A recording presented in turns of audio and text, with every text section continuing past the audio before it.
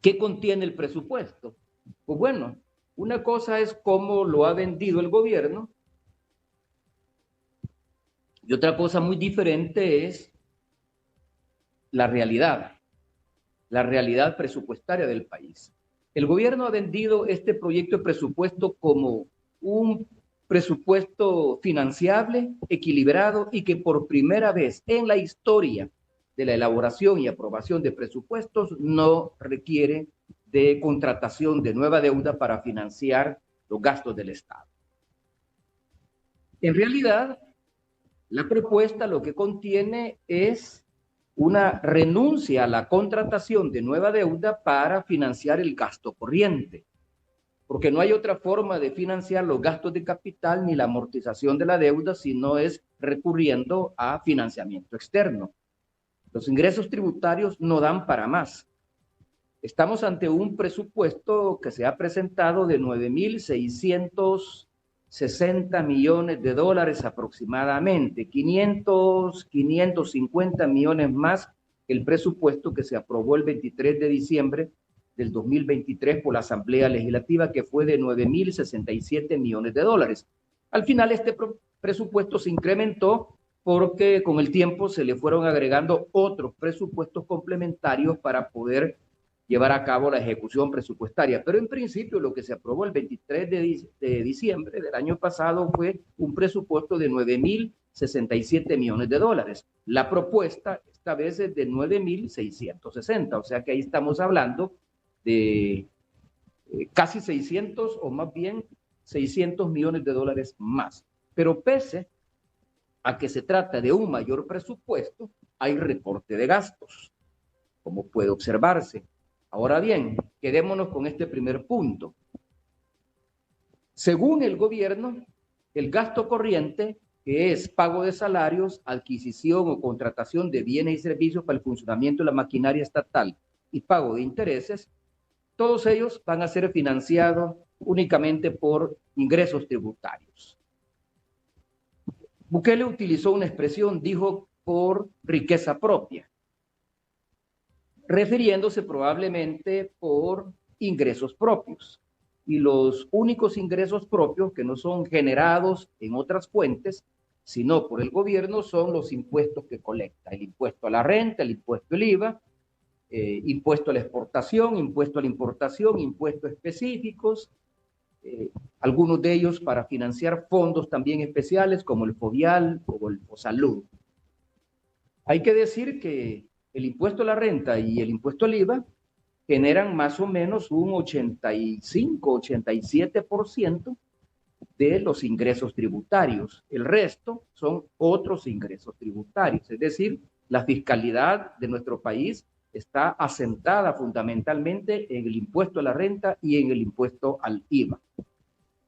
Y ambos impuestos son regresivos en la medida en que los pagan todos y la parte del ingreso promedio de quien paga es mucho menor y tiene que pagar de todas maneras el impuesto que la parte del ingreso que reciben aquellos que ganan más.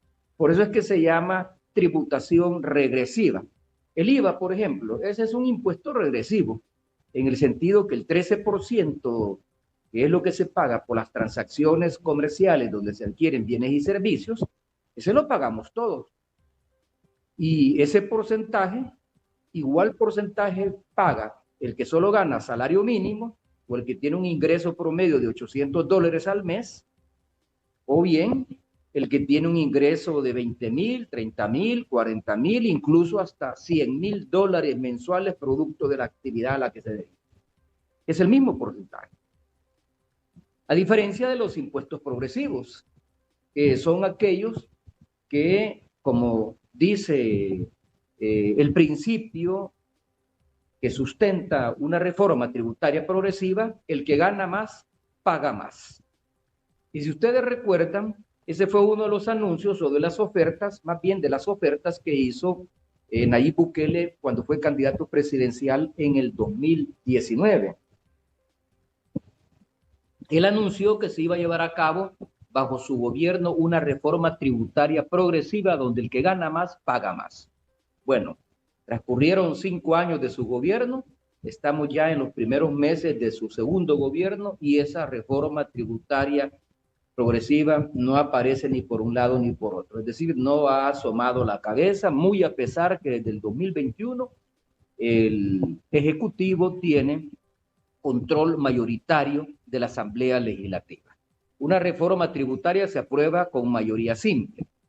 Se puede decir, aunque no creo que eso hubiera sido así, pero se puede decir que en los 2 primeros años de su gobierno, como no tenía representación partidaria, el partido que le había llevado al poder en el 2019 fue el partido Gana y este no tenía más que unos 9 diputados aproximadamente.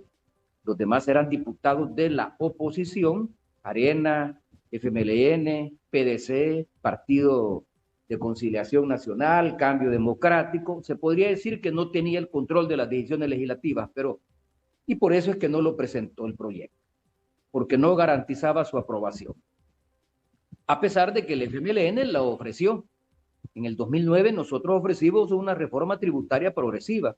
Se volvió a ofrecer en el 2014 con Sánchez Serén. Lo que pasa es que nunca tuvimos correlación favorable. El año en que más diputados ganó el FMLN fue precisamente las elecciones generales del 2009, donde ganó 35 diputados, pero la mayoría se construía en ese entonces con una asamblea de 84 con 43 diputados. No los teníamos, necesitábamos los votos de la derecha y la derecha nunca nos dio los votos, ni siquiera aquella derecha con la que pactábamos más frecuentemente y tomábamos acuerdos, como el partido Gana, por ejemplo. Ni siquiera con ellos se lograron los votos o la correlación para la aprobación de una reforma tributaria progresiva. Pero Bukele desde el 2021 tiene mayoría, no solo simple, sino que calificada, y esta mayoría se consolida hoy en el 2024 y se convierte en mayoría absoluta con 55 diputados. De tal suerte que ese es uno de los grandes ausentes de este proyecto de presupuesto. No es que la ley de presupuesto debe de contener la reforma es una ley aparte, pero se pudieron haber tenido 2 discusiones en paralelo. ¿Con qué propósito? Con el propósito de asegurarle más tributos, y al asegurarle más tributos, el gobierno tendría un margen de maniobra mayor para llevar a cabo otras medidas fiscales que podrían ser de beneficio para la población. Por ejemplo, eliminar el pago del IVA de alimentos y servicios, alimentos esenciales y de servicios, no necesariamente de todos los alimentos ni de todos los servicios, sino que una canasta básica de alimentos y los principales servicios del país, de tal manera que lo que se pague por ellos sea menor. Ahora, al eliminar el pago del IVA de alimentos y servicios o medicinas, que también podría ser otro rubro a incorporar, al eliminarlo, lo que se hace es que se reduce los ingresos que aporta el IVA. Y como dije al principio, el IVA y el impuesto de la renta aportan el 85, 87% de los ingresos tributarios. Entonces, el Estado perdería recursos. Pero, ¿cómo los puede recuperar?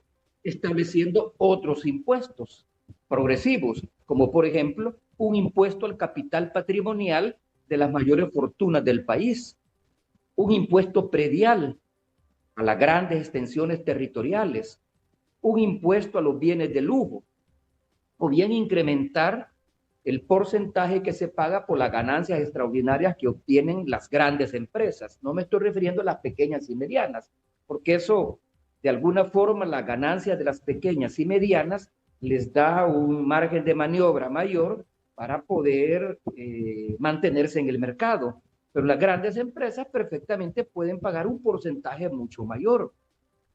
En El Salvador, la gran empresa paga menos impuestos que la gran empresa de los Estados Unidos, por ejemplo.